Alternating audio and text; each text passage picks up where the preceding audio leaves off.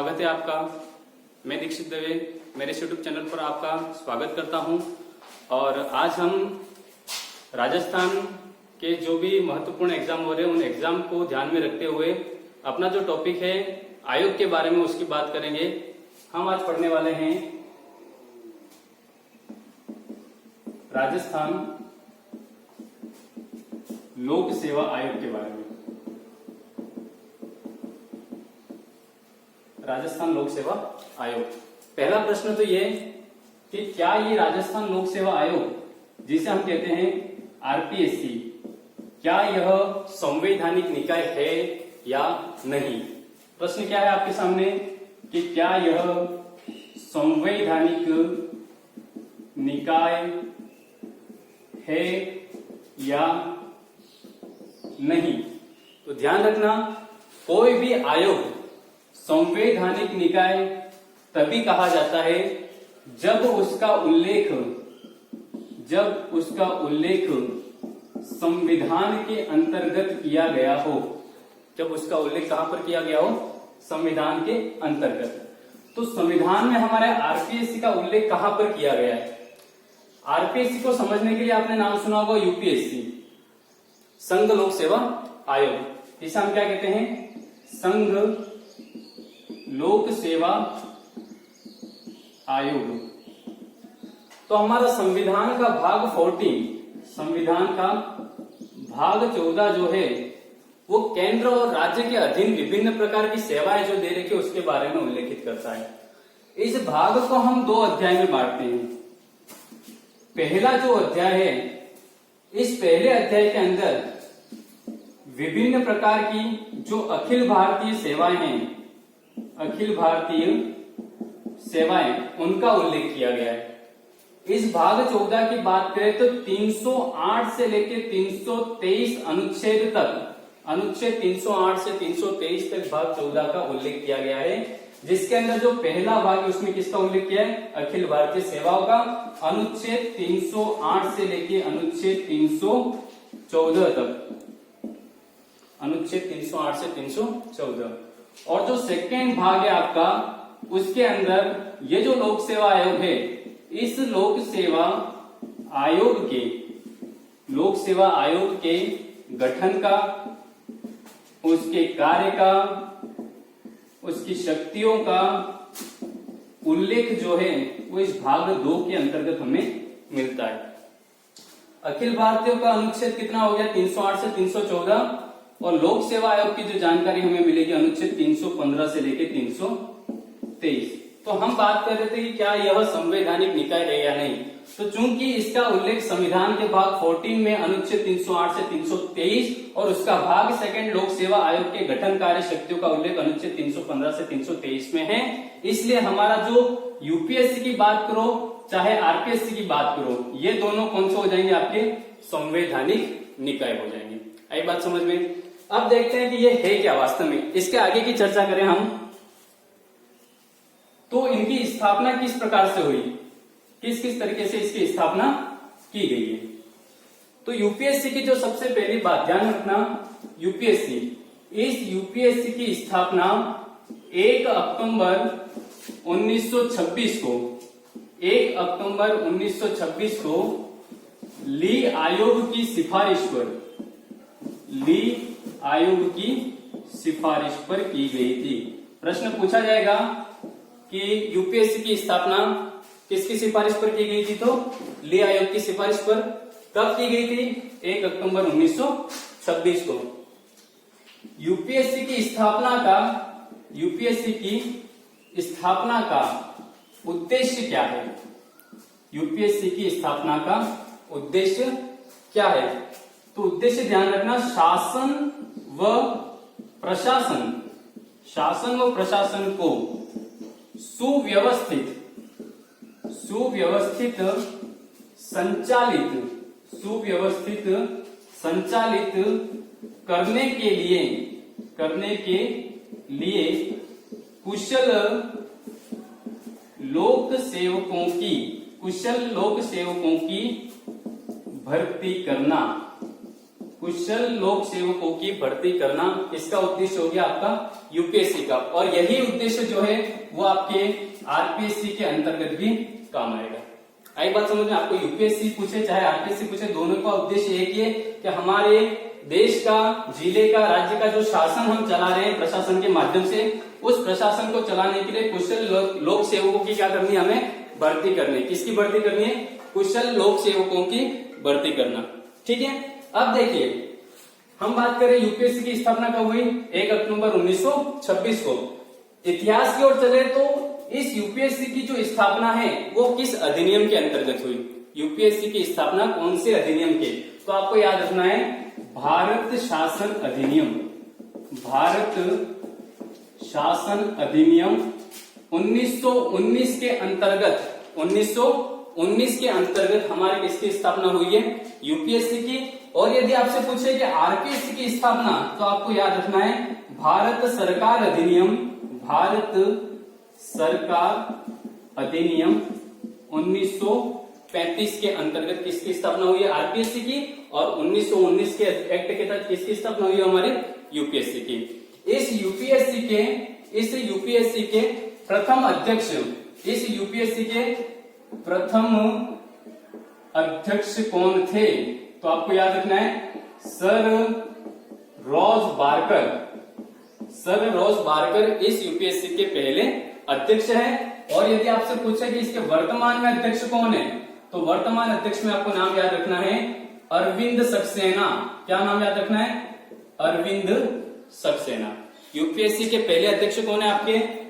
Sir Ross Barker. और UPSC के वर्तमान अध्यक्ष पूछा जाए तो उसका आंसर क्या हो जाएगा आपके पास में? अरविंद सक्सेना। चलते हैं हम हमारे टॉपिक की ओर। हमारा टॉपिक चल रहा है हमारा मूल रूप से आरपीएससी। तो इस आरपीएससी की पृष्ठभूमि के बारे में थोड़ा सा देख लेते हैं।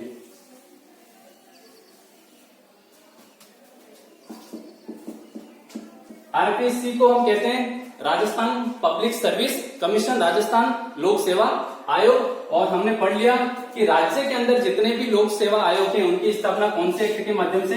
1935 के एक्ट के माध्यम से। ध्यान रखना इस आरपीएससी के अंतर्गत स्वतंत्रता से पूर्व हमारे राज्य की जो है वो जोधपुर, जयपुर और बीकानेर, जयपुर, जोधपुर और बीकानेर, स्वतंत्रता से पूर्व जोधपुर, जयपुर, बीकानेर रियासत के अंतर्गत आरपीएससी की स्थापना की गई थी।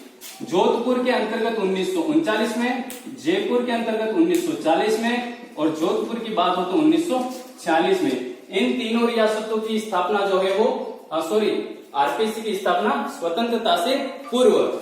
यदि आपसे पूछे कि स्वतंत्रता के बाद में, तो स्वतंत्रता के बाद की बात करें हम तो आपको दिनांक याद रखनी है 16 अगस्त 1949।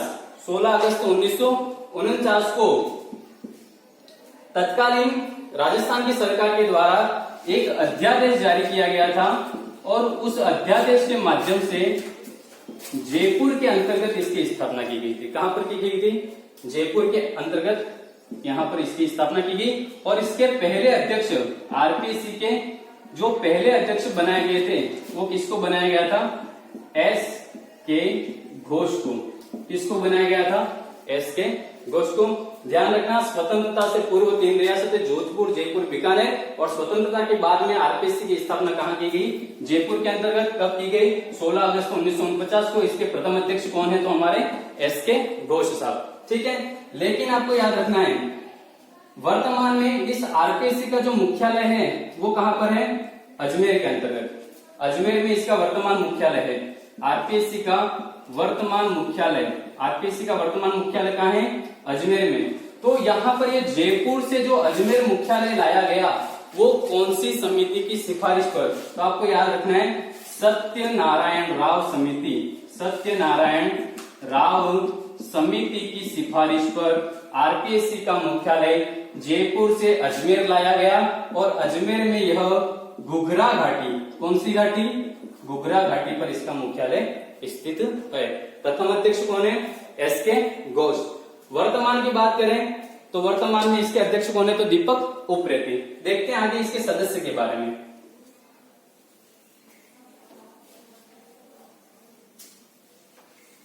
इसकी सदस्य संख्या प्रारंभ में, जब इसकी स्थापना हुई थी तो प्रारंभ में इसकी जो सदस्य संख्या वो 1+2 थी। 1968 में, 1973 में, 1981 में और वर्तमान सदस्य संख्या 2011 से गिनी जाती है। सदस्य संख्या सबके अलग अलग 1+2, 3, 4, 5 और वर्तमान समय में 2011 से बाद अभी तक 1+7 का आंकड़ा चल रहा है। मतलब एक अध्यक्ष और 7 क्या हो सकती है इसके अंदर अन्य सदस्य। ये मैक्सिमम आंकड़ा अभी बताया गया। हमने बात की इस आरपीएससी के जो प्रथम अध्यक्ष है, प्रथम अध्यक्ष आरपीएससी के प्रथम अध्यक्ष कौन हो गए हमारे? एस.के. घोष। आरपीएससी के प्रथम अध्यक्ष कौन हुआ है? एस.के. घोष। ठीक है, तो एक अध्यक्ष के अलावा उस समय कितने सदस्य थे हमारे पास में? 2 सदस्य थे। 1968 में एक अध्यक्ष के अलावा 3 सदस्य, 1973 में एक अध्यक्ष के अलावा 4 सदस्य, 1981 में एक अध्यक्ष के अलावा 5 और वर्तमान में कितने? 1+7। ठीक है, ये तो पहले अध्यक्ष की बात हो गई। दूसरे अध्यक्ष कौन बने? सेकंड अध्यक्ष।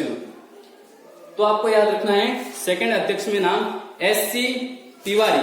क्या याद रखेंगे? एस.सी. त्रिपाठी। एस.सी. त्रिपाठी इसके दूसरे अध्यक्ष है। आगे बात करें तीसरे अध्यक्ष कौन बने थे? तो डी.एस. तिवारी। डी.एस. तिवारी इसके तीसरे अध्यक्ष रहे। और एक अध्यक्ष आपको याद रखना पी.एस. यादव का नाम। किनका याद रखना है? पी.एस. यादव। देखो यहाँ पे पहले अध्यक्ष पूछा जाए तो क्या आ जाएगा? एस.के. घोष। दूसरे अध्यक्ष एस.सी. त्रिपाठी। तीसरे कौन है? डी.एस. तिवारी। और एक अन्य अध्यक्ष पी.एस. यादव याद रखना। क्यों रखना?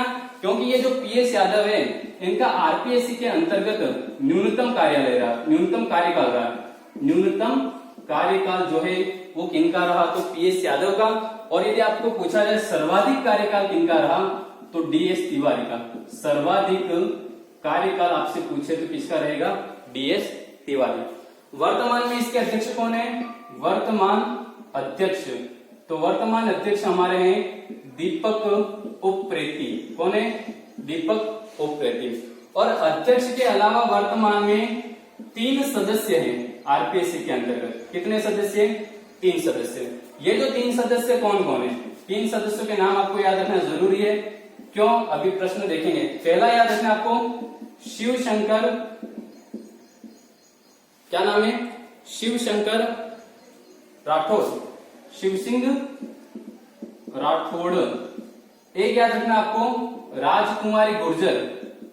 राजकुमारी गुर्जर दूसरे सदस्य हैं। और एक है हमारे रामू राम रायका। क्या नाम है?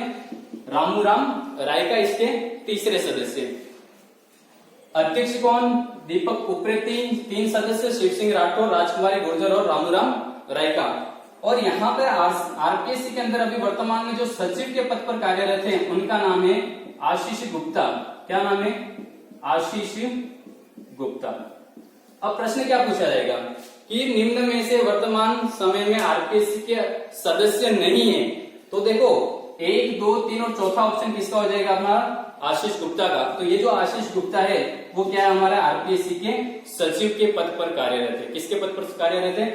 सचिव के पद पर। तो हमने पढ़ा क्या आज? यूपीएससी क्या होता है, आरपीएससी क्या है, संविधान में इनका उल्लेख कहां पर किया गया है, दोनों कौन सी संस्था है? तो संवैधानिक संस्था है, दोनों संवैधानिक निकाय, क्योंकि संविधान में इसका क्या किया गया है? उल्लेख किया गया है। इनकी सदस्य संख्या कितनी है, इनकी स्थापना कैसे हुई, इनका मुख्यालय कहां पर है, कौन सी समिति की सिफारिश पर इनका मुख्यालय अजमेर लाया गया, इन सभी बातों की हमने चर्चा कर ली। तो वीडियो को अधिक से अधिक शेयर कर लें और लाइक कर लें, और नेक्स्ट में इसका हम सेकंड पार्ट लेके आएंगे।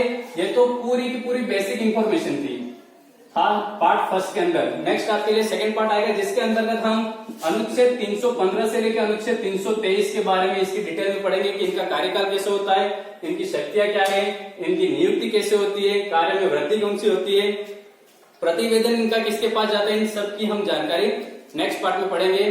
धन्यवाद। जय हिंद, जय भारत।